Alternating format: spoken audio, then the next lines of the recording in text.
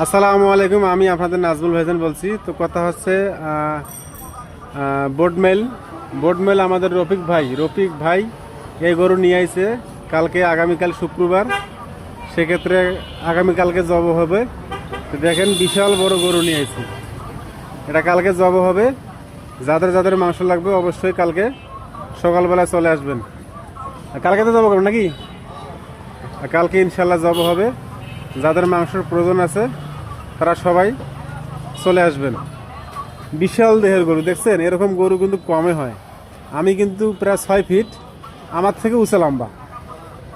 এই দেখেন রফিক ভাই গরুটা লাফতেছে, বিশাল বড়।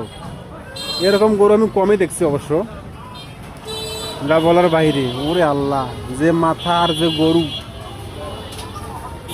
এই দেখেন প্রায় 6 ফিট, এটা মানে 8 ফিট লম্বা হয়নি।